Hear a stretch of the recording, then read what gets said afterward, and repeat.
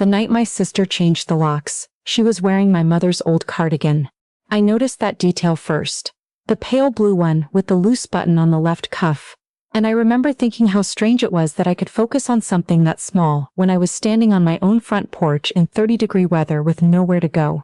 Let me back up. I'm 31 years old. I have a master's degree in environmental science, a 2019 Civic that needs new brake pads, and until 8 months ago, I had a house that my grandmother left to both me and my sister in equal shares. What I didn't have, what I hadn't had in a very long time and refused to admit, was a family that actually wanted me around. My grandmother passed in the spring. She was 83, sharp until the end, and she loved us both in the way grandmothers do, which is to say she saw the good in us even when it wasn't there. The house was in a small city in Ohio, a 3-bedroom colonial she'd kept since the 70s. Nothing fancy, but it was hers and she was proud of it. When the lawyer read the will, she left it 50-50, split right down the middle between me and my sister Gwen. Gwen is 3 years older than me. She has always been the one my mother called first, the one whose opinions changed the temperature of every room, the one everyone looked at when they weren't sure what to feel. Growing up, I thought that was just how things were. Some people are naturally magnetic. I told myself that for 20-something years. I got very good at telling myself things. The plan after Grandma passed was simple. I would move into the house, fix it up a little, and Gwen would eventually buy out my half when she and her husband got their finances sorted. She'd been talking about buying out my half since before Grandma was even in the ground. She wanted the house. I understood that. But I also had nowhere stable to go. I'd just left a lease in Columbus and I was between jobs, doing freelance consulting work from my laptop. The house made sense for me too, at least for a little while. Gwen didn't see it that way, but she said she did. That was the thing about Gwen. She always said she did. Carried boxes, made me coffee, laughed with me in the kitchen. When we found Grandma's collection of novelty salt shakers lined up on the windowsill, a little ceramic rooster, a flamingo, a tiny Elvis. We wrapped them in newspaper and put them on the shelf in the dining room. For a few weeks it almost felt like we were just two sisters sharing a house and figuring it out, the way normal people do. Then her husband Troy got laid off. I want to be fair to Troy because I don't think he's a bad person. He's just the kind of man who solves his anxiety by controlling his environment, and when money got tight, I became part of the environment he needed to control. He started talking about the house differently. When we take over the property, once we're established here, little phrases, slipping into conversations like they'd always been there. I'd catch them and feel a cold, low-grade unease, the kind you dismiss because you think you're being paranoid. My mother was no help. She'd been living with Gwen and Troy for 2 years at that point, ever since her knee surgery, and the three of them had formed this tight unit that I was adjacent to but never quite part of. When I'd call my mom to talk, she'd be pleasant, surface level, and then I'd hear Troy's voice in the background and she'd say she had to go. Sometimes Gwen would text me afterward to say my mom was tired, or that I'd called at a bad time. I started to feel like I needed to schedule an appointment to speak to my own mother. The pressure built slowly the way water damage does. You don't see it and then one day you press on the wall and it gives. About 3 months in, Gwen told me she needed to talk. She came over on a Tuesday afternoon, sat at Grandma's kitchen table, and told me that she and Troy had decided they needed the house sooner than expected. She said they'd found a number that worked for them, a number for my half that was well below what any realtor would have quoted. She had a folder, printed pages. She slid it across the table like we were closing a business deal. I looked at the number and I said, calmly, that I didn't think it was fair. She looked at me for a long moment and then she said, "You always think things aren't fair, Mel." That was my name in that moment. Not her sister. Not the other person on this deed. Just Mel, the one who was always complaining, always making things difficult, always thinking things weren't fair. I told her I needed more time to think. She said she'd give me 2 weeks. I should have gotten a lawyer that day. I know that now. Instead, I called my mom and she said quietly that maybe I should think about being flexible. It's just money, honey. Family is more important. I sat with the phone against my ear for a few seconds after she said that, not speaking. Family. I thought about the folder on the table with the low number inside it and I thought, yes, family. 2 weeks passed. I told Gwen I'd spoken to a friend who worked in real estate and I knew the number wasn't right.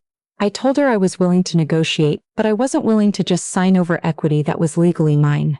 I said it carefully and I said it kindly. I'd practiced it in the mirror. 3 days later, I came home from a grocery run to find a different key in my own front door. I stood on the porch for a good 30 seconds just trying my key over and over, which I understand is a thing people do when something impossible is happening. The groceries were in a canvas tote on my arm: eggs, milk, a rotisserie chicken, a bag of clementines.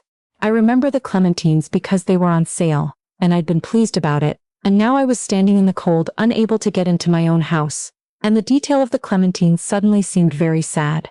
The lights were on inside. I could see them through the narrow window beside the door. I knocked. I rang the bell. I could hear movement inside and then nothing. I knocked again and called Gwen's name. Another long silence. Then the porch light came on. The exterior light pointed down at me, and I heard my sister's voice through the door. "You need to leave, Mela. Gwen, open the door. This is my house too. We're past that." Her voice was even, practiced, even. "Troy and I have been advised that you're a co-owner, but that we have the right to physical possession while a sale is being arranged. You'll be hearing from our attorney." I stood there. The eggs were getting cold in my bag. "Is Mom in there?" A pause. "Mom?" I raised my voice just enough. "Mom, can you come to the door?" Nothing. And then I heard it. A small, short sound, almost like a laugh. More than one voice. Someone was amused. I don't know how to describe what that sound did to me. It wasn't shock exactly. It was more like when you've been holding your breath for so long that you finally stop trying to hold it, and you just let the air out. Everything I'd been telling myself for months. That Gwen was stressed, that Troy meant well, that my mother was caught in the middle. All of it collapsed into that one small sound coming through the door. They were on the other side of the door, and they were laughing. I took a step back. My foot hit the edge of the top porch step, and I caught myself on the railing. 31 years old, master's degree, standing outside in the cold holding a bag of clementines while my family laughed inside my grandmother's house. I walked to my car. I sat in the driver's seat for a while without starting the engine. The heat from the vents in the grocery store was still in my coat, slowly leaving. I thought about calling the police. I thought about calling a lawyer. I thought about driving straight back to Columbus and never coming back. I looked at my phone and saw no missed calls. No texts. Nothing from my mother. I took out my phone and I opened the camera. I don't know exactly why. Some instinct. I got out of the car, and I walked back to the porch, and I filmed the door, the lock, the key that didn't work. I filmed the lights on inside. I filmed myself narrating the date and the time. My voice was steadier than I expected. Then I got back in my car and I drove. There's a diner about 4 miles from the house, the kind that's been there since before either of us was born, with vinyl booths and coffee that comes in those heavy ceramic mugs that are too thick to be elegant, but hold the heat for a long time. I'd eaten there with Grandma dozens of times. The woman who worked the Tuesday afternoon shift recognized me. She'd seen me in there with Grandma before, and she brought me coffee without asking. Her name was June. She was maybe 65, with reading glasses on a beaded chain and a way of moving through the diner like she'd been doing it so long it had become instinct. She set the coffee down and looked at me for a second. "You okay, honey?" I started to say yes. What came out instead was a very short, very involuntary sound, and then I pressed my hand to my mouth and held it there until it passed. She didn't say anything. She just refilled the mug, even though I hadn't drunk from it yet, and she went back to the counter. I sat in that booth for a long time. I charged my phone. I ate a grilled cheese sandwich I hadn't ordered, but that appeared in front of me at some point, which I think June put in without charging me. I opened a notes app and started writing down everything. The timeline, the conversations, the folder with the low number, the changed locks, the sound through the door. My hand was shaking a little, but I kept going. The door of the diner opened at some point, and a woman came in alone, late 50s hiking jacket, a folded map sticking out of her vest pocket. She sat in the booth across the aisle and ordered black coffee and a slice of pie, and for no particular reason we ended up talking. Her name was Dorothy. She said. Everyone called her Dot, and she was driving through from Pennsylvania to visit her son in Indianapolis. She'd pulled off because she was tired of highway driving. I told her I was having a rough night. She said she could tell. She didn't ask why, which I appreciated. She just said that rough nights had a way of being the nights you remembered, and that wasn't necessarily a bad thing. The nights where everything falls apart are usually the nights where you figure out what you're actually made of. She said. She wasn't being profound exactly. She said it the way you'd say it if you just believed it. I asked her if she'd ever had a night like that. She laughed. Honey, I've had a whole year like that. Divorced at 56, sold the house, drove across the country by myself. My kids thought I was having a breakdown. I was having the opposite of a breakdown. She stirred her coffee. Sometimes you have to let things collapse so you can see what the foundation actually looks like. I didn't say anything for a moment. What do you do, I said, when the people who are supposed to be your foundation are the ones doing the collapsing? She looked at me. She had very clear eyes, the kind of eyes that have seen enough to stop being easily surprised. Then you build something new, she said. From the ground up, just yours. I drove back to the house after midnight. I want to be honest about what I was feeling, because I think sometimes these stories get told like the person at the center of them was calm and clear and righteous the whole time. And that's not what it was like. What I felt was a complicated, ugly mix of fury and grief and humiliation, and something else underneath all of it that I didn't have a name for yet. My hands were steady on the wheel, but my chest felt like it was full of something compressed, something that had been building for longer than just that night. The lights in the house were off. Past midnight, everyone asleep. I had a key to the detached garage, a padlock with a combination I'd set myself when I first moved in, to store some boxes. They hadn't changed that one. I went in quietly and I found the box I was looking for. Important documents, the things I'd moved in with and kept separate out of habit. My passport, my birth certificate, my copy of the deed, some financial records. A folder of things that were mine and only mine. I took the box to my car. Then I went back to the garage and I took the camp chair that had been Grandma's, the small folding one she used to bring to my cousin's baseball games. I don't know why I took that specifically. It wasn't worth anything. I just wanted something of hers that was also mine. I drove back to the diner parking lot and I sat in my car and I went through the documents with my phone flashlight, the deed. My name, clear right there, 50%. Co-owner of record. I took pictures of every page. In the morning I called a real estate attorney named Mr. Alvarez, whose name I'd found through the County Bar Association's referral line. I sat in my car outside his office and I waited for them to open. I had my phone, my documents, and a gas station coffee that was bad but warm. He was a small, quiet man, extremely precise, who wore his reading glasses pushed up on his forehead when he wasn't using them, and down on his nose when he was. And he spent 40 minutes with me that morning, reviewing everything I'd brought. When I was finished, he set down his pen and folded his hands on the desk. They cannot legally exclude you from a property in which you hold joint tenancy, he said. Changing the locks on a co-owner is, in most interpretations, a form of wrongful ouster. That has legal implications. What kind of implications? He looked at me over his glasses. The kind that tend to shift negotiating leverage significantly. I didn't cry in his office. I came close, but I didn't. I'd been holding it together since the porch, and I had maybe made some private agreement with myself that I would hold it together until something actually moved in my direction. And this was the first thing that had moved. The weeks after that were not simple. I want to be clear about that too, because I don't want this to sound like it resolved itself neatly and quickly. It didn't. I couch-surfed at my friend Talia's apartment in Columbus for 6 weeks. I attended 2 mediation sessions that went nowhere, because Gwen kept showing up with Troy, and they fed off each other in a way that made honest conversation impossible. My mother called me once during that period. Once. She said she hoped I would think about the big picture. I asked her what big picture she meant. She said she couldn't talk long. But here's what happened in those 6 weeks. I kept recording. I kept documenting. I went through every text message, every email, every voicemail where Gwen had referenced the property, the agreement, the number she'd quoted me. I had a notes app full of dates and details.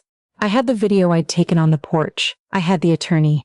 And I had something else. My grandmother had left a letter with the will, not a legal document, just a personal letter that the attorney had given me privately. In it she'd said, among other things, that she'd left the house to both of us, because she'd always believed we were stronger together than apart. She'd also said, in her careful handwriting, that she hoped neither of us would let money or fear make us into people we weren't proud of. I read that letter a lot during those 6 weeks. I'm not going to pretend it made me feel noble. Some days it just made me feel sad. But it reminded me that this wasn't actually about the house. The house was just where it had finally broken open. The mediation collapsed. We went to the next step, which meant the property either had to be sold and proceeds split equally, or one party had to buy out the other at fair market value as determined by an independent appraisal. Gwen and Troy fought the appraisal. They lost. The number came back significantly higher than the one they'd put in that folder.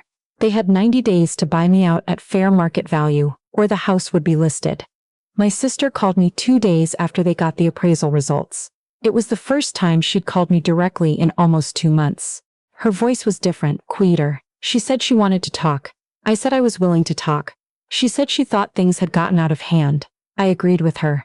I just want you to know, she said, that we never meant for it to go this far. I let that sit for a second. Gwen, I said, you changed the locks. She was quiet. I was standing on my own porch, I said, in January, with groceries. And you changed the locks and then you laughed. She started to say something about pressure, about Troy's job, about how scared they were. And I let her say it all. I didn't interrupt. And when she was done, I said, I believe that you were scared. I also know what I heard through that door. There wasn't much to say after that. They bought me out. 90 days later, I had a check that represented a fair half of what my grandmother had spent a lifetime building. Mr. Alvarez had done his job precisely and thoroughly, and his fee came out of my portion, and even with that the number was more than enough to make a real start. I did not spend time celebrating. That's the part nobody tells you about. When something resolves in your favor after a long fight, it doesn't feel like winning. It feels like surviving. You're tired in places you didn't know could get tired. You look at the check and you feel grateful and also hollowed out, like the fight took up residence in you, and now that it's over, the space where it lived is just empty. I moved to Denver 6 months later. I'd always wanted to live somewhere with real mountains, and I'd always had some reason not to go. I didn't have that reason anymore. I work remotely. I have an apartment with west-facing windows that turn a specific color around 4 in the afternoon that I have not yet successfully described to anyone. I talk to my mother occasionally. Our conversations are polite and careful and do not go very deep, and I've made a kind of peace with that, or at least I'm working on it. I have not spoken to my sister since the buyout closed. I have grandma's salt shakers on my kitchen windowsill, the rooster, the flamingo, the tiny Elvis. I asked Gwen if I could take them when I got the rest of my things from the house, and she said yes. I think she was surprised. I asked for something so small, but they were what I wanted. I think about Dot sometimes, the woman from Pennsylvania in the hiking jacket, about what she said, that some nights you figure out what you're actually made of. I didn't know, when I was sitting on that porch in the cold with my key that didn't work, what I was made of. I was afraid I was made of the same thing my family was, the smallness, the fear, the self-protection dressed up as something else. I wasn't, as it turned out. Or at least, on the nights when I thought I might be, I chose differently. That's the thing they don't put on the motivational posters. It's not that you discover you're strong. It's that you get to find out, one decision at a time, whether you're someone you respect. And sometimes that process starts on a porch in the dark, holding a bag of clementines that were on sale, hearing laughter through a door that used to be yours. I'm still figuring out what I'm building. But it's mine. And I'm building it from the ground up. And every morning when the light comes through those west-facing windows, I feel something that I'm fairly certain is the beginning of okay.